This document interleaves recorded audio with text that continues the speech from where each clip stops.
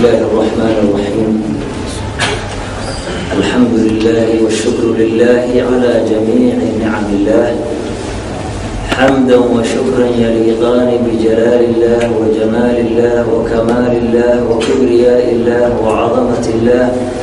وقدرة الله وسلطان الله، دائمين بدوام الله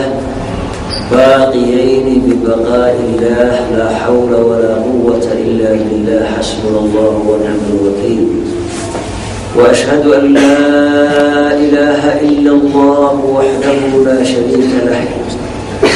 إلها واحدا فردا صمدا لم يتخذ صاحبة ولا ولدا. اللهم ربنا آتنا من لدنك رحمة وعلمنا من لدنك علما، سبحانك لا علم لنا إلا ما علمتنا إنك أنت العليم الحكيم. اللهم ألهمنا فهم النبيين وحفظ المرسلين وإلهام الملائكة المقربين. وأشهد أن سيدنا وحبيبنا وقائدنا وقرة أعيننا سيدنا محمد بن عبد الله صلى الله عليه وسلم القائل في حديثه الشريف: إن أصدق الحديث كتاب الله، وخير الهدي هدي سيدنا محمد صلى الله عليه وسلم، وشر الأمور محدثاتها، وكل محدثة بدعة، وكل بدعة ضلالة، وكل ضلالة في النار، أعاذنا الله منها. اللهم صل وسلم وبارك عليه وعلى آله وأصحابه ومن تبعهم بإحسان إلى يوم الدين، وبعد. يقول تعالى جل شأنه في محكم تنزيله وهو أصدق القائلين: اليوم أكملت لكم دينكم وأتممت عليكم نعمتي ورضيت لكم الإسلام دينا. صدق الله العظيم. إخوتي في الله، marka u horeyso waxaan mahadinaynaa Rabbulciza jalla sha'nu, ilaahigii nagu soo kulmiyey beydkan beydadkiisa ka mid ah in aan ku gudanno salaadii maqrib ee waajibka cayniga ahayd, inaan ku gudanno ilaahigiina waafajiyey baan uga mahadcelinaynaa. uma haddana noo qadaray inaan ku kulanno masaajidka dhexdiisa fadhigaan aan fadhino ee ah meel la fadhiista meesha ugu sharafta badan. ilaahay subxaanahu watacaala fadli weyn iyo khayr weyn uu u yaboohay cidda masjidka ku nagaataa ee fadhiisataa iyadoo niyeysatay inay masaajidka ku ictikaafto. faa'iido weyn oo khayr leh baan ka helaynaa intaan fadhino majliska khayriga ah biidn illaahi albaari. walaalahii sharafta lahow, in sha allahu tacaala sida culummadu ay idiin sheegeen, xoogaa yarbar waxaan tilmaamaynaa waxaa aada faraha uga badatay soomaaliya. islaamku waqti dhowbuu soo gaaray, sida dadka bidcooyinka qaar ay yidhaahdeen 30 sanay bay islaam tahay soomaaliya. niman waaweyn oo culummo isku sheegaya oo dadka bidacda ah ayaa sidaa yidhaahdeen. marka inayn sidaa arrintu ahayn oo ay ka bedelan tahay,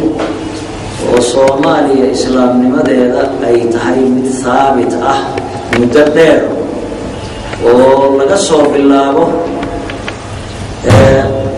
nabiga calayhi salaatu wasalaam markii rasuulnimo loo magacaabay oo bicsada rasuulku ay bilaabatay 5 sano keliya isagoo rasuulullaahi Muxamed salawaatullaahi wasalaamu calayh uu rasuul yahay oo diinta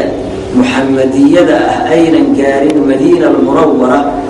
oo markaskii islaamku uu degay rasuulkeennana calayhi salaatu wasalaam. muddadii dambe uu islaamka ka fidinayay ahayd, intuusan islaamku gaarin ayaa waddanka soomaaliya uu islaamku soo gaaray. waxay ogsoon yihiin culummada islaamka oo kutubaha taariikhda oo islaamkuna ay sugayaan, sida kitaabka weyn ee lagu magacaabo albidaaya walnihaaya xaafid ibnu kathiir uu leeyahay, sida uu sheegayo yacni islaamku inuu waqtigaas soo gaaray. waxaa la oran jiray hijratu luula, hijradii ugu horeysay ee dad islaamihi ay ka tagaan meeshay deganaayeen oo meel kale ay aadaan hijradii ugu horreysay ayay ahayd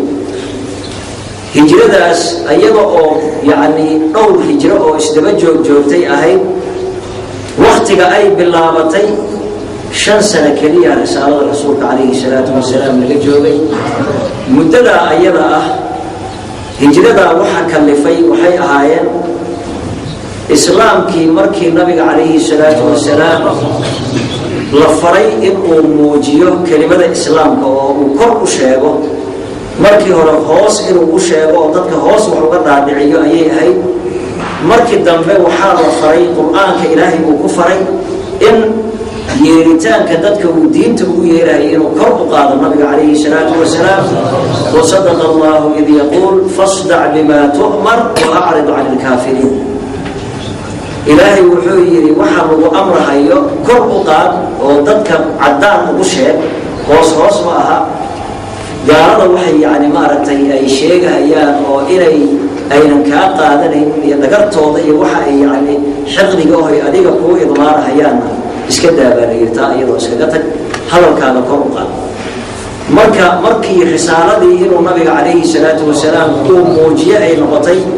jidadka inuu maro oo meel walba maro oo tawxiidka dadka ugu yeero oo yidhaahdo quuluu laa ilaaha ayuha annaas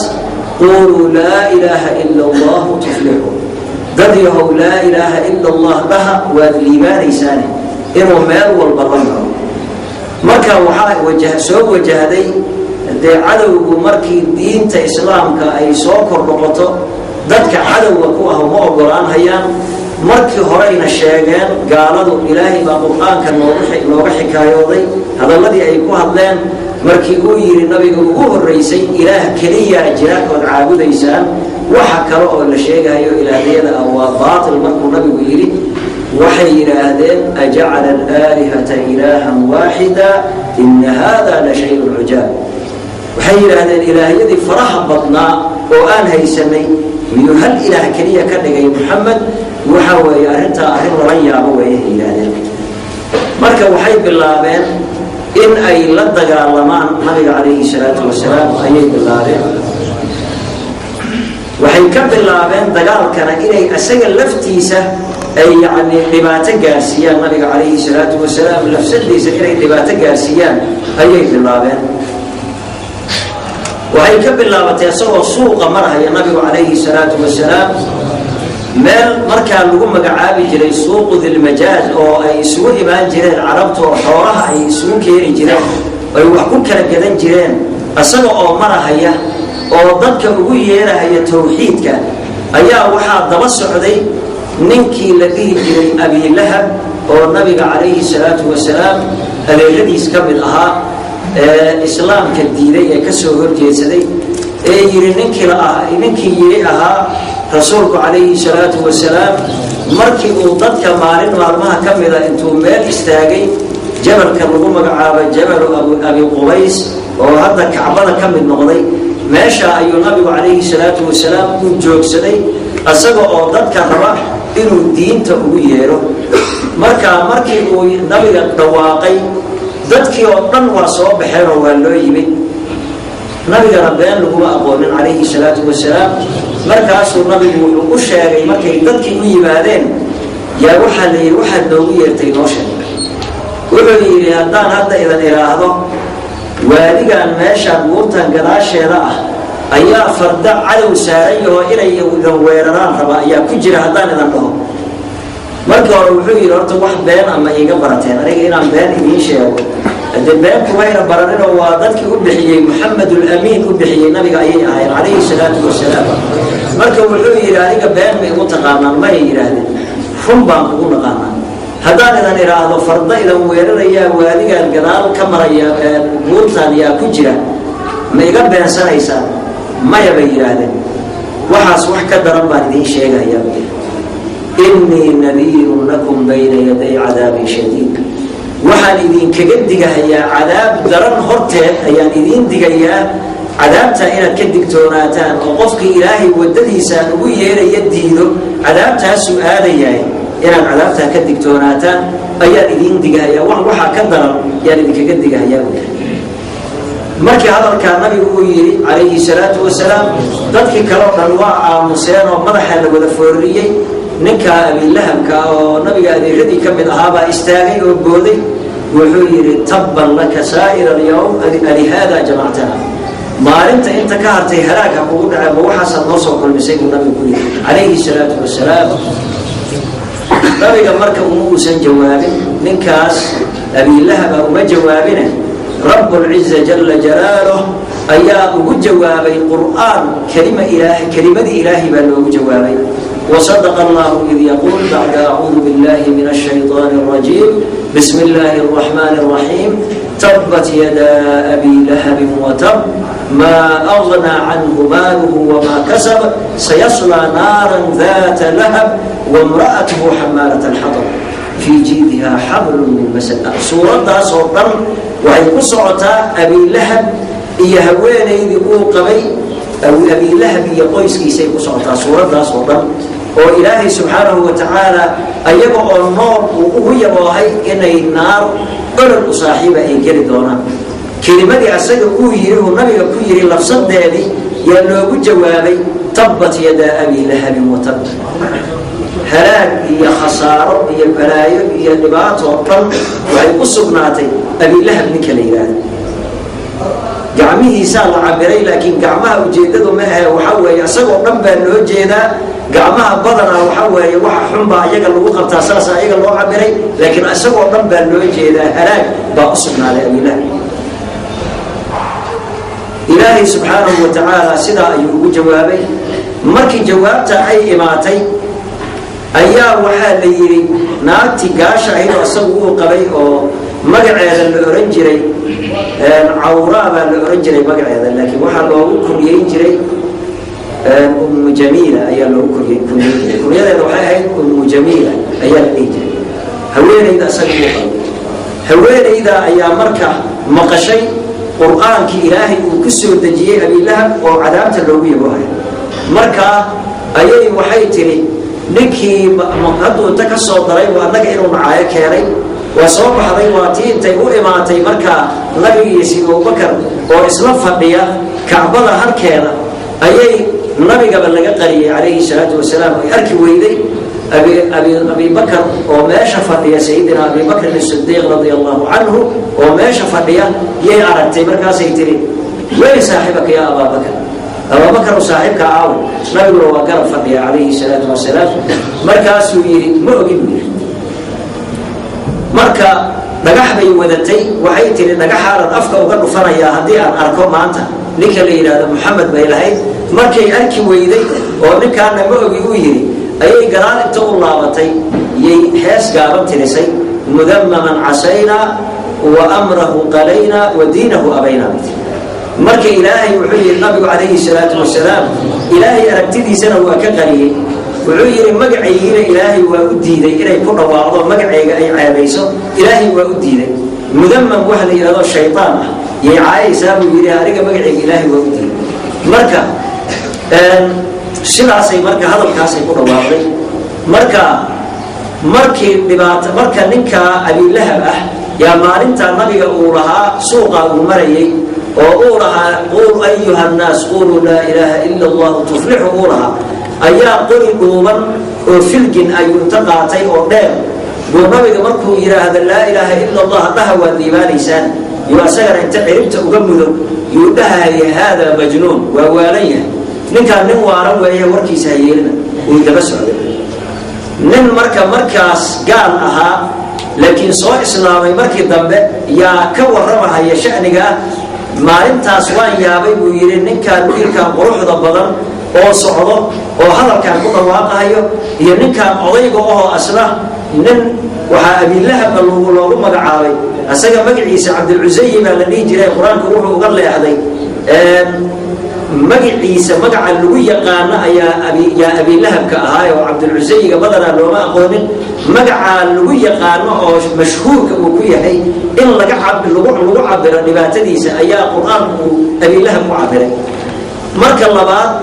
in yaani naarta uu galahayo iyo magaciisa la iswaafajiyo baa yeelasiga Abi Lahab baa naarta uu galayo waxa lagu magacaabay daata lah ayaa lagu magacaabay in la iswaafajiyo markaa magaciisa cabdulcusay baa la dhihi jiray iyo magaciisoo magac xilli ah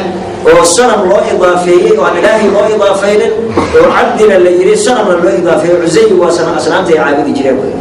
sidaasaa looga leexday magaciisa cabdulcusay baa la dhihi jiray markaa nin qurux badan buu ahaa waxa abiilahab loo yidhi sida dabkoo kale yani u iftiimaya u cadyahay bay ka wadeen markaasaa wuxuu yidhi ninkaan dhallinyarada ahoo quruxda badan iyo odaygaan isdaba socdo oo ninkaana uu hadalkaan leeyahy ninkaana been buu sheegahayaa haadaa saaxir haadaa muftari haadaa majnuun haadaa kadaab waxbuu daldalaya markaa maxay yihiin buu yidhi markaasaa la yidhi ninkaan waa ninkii rasuulnimada sheegtay oo ilaahay baa isoo diray yidhi dadkiibu wuxuu ugu yeerahayaa diintii loo soo dhigay ninkaana waa adeerkiisoo wuxuu leeyahay waa beentiis buu leeyahy hadalkiisa ayuu inkiraya marka dhibaatada macnaha nabiga calayhi salaatu wasalaam loogu geystay markaa waqtigaa loo geystay aad bay u fara badnayd laakiin taasaa ka mid ahayd markaa waxaa haddana dhibkii lagu bilaabay asxaabtii dadkii nabiga rumaynayay calayhi salaatu wasalaam baa dhibaatadii haddana lagu bilaabay in guryahoodii la gubo in ayagii la dilo in yacni maaragtay dhibaato loo geysto ayagii xoolahoodii la biliqaysto yaa la iskugu daray dhibaatadii markay faraha ka badatay oo asxaabtii ay dhibtootay ayaa nabiga calayhi salaatu wasalaam wuxuu asxaabtii u soo jeediyey xoogaagii markaa joogay wuxuu yidhi ninkii carari karo meesha la yidhaahdo ardulxabasha dhulkaa la yidhaahdo ayaa nin boqor ah oo dadka u gargaaro oo dadkana aan dhibin waddankiisana aan dadka lagu dhibin isagana aan dadka dhibin yaa joogo ahlu kitaab ah ninkii u carari karo waddanka ha u cararo yidhi asxaabtii marka ugu horraysay oo marka soo baxday oo ay ka mid ahayd gabadhii rasuulullaahi muxamed salawaatu ullaahi wasalaamu calayh ruqaya binti rasuulillah ay ka mid ahayd oo sayidinaa cuhmaan uu hogaaminayay ibni cafaan oo zawjkeeda ahaayoo markaa ay wada joogeen uu hogaaminayay ayaa markaa meeshaa yaa ka soo baxay oo soo aaday dhulkan ardadan dhinacaana soo aaday markay soo baxeen waxay ka soo gudbeen meesha la yidhaahda zayla culamada qaar waxay sheegeen inay yimaadeen berbera meesha la yidhahda inay imaadeen inkastoo markii dambe ay xaggaa u gudbeen oo asxaabtu hijradoodii dhowr jeer bay ahayde ay ilaa yani meesha la yidhahda harar ay tageen meesha waagii hore adari la dhihi jiray haatanna harar loo yaqaano meeshaasaa saldhigooda ahayd marka asxaabta markii hore xoogaa markay meesha joogeen ayay yaa la yidhi islaamkii waa xoogaystayo islaamkii waa yani maaragtay waa guul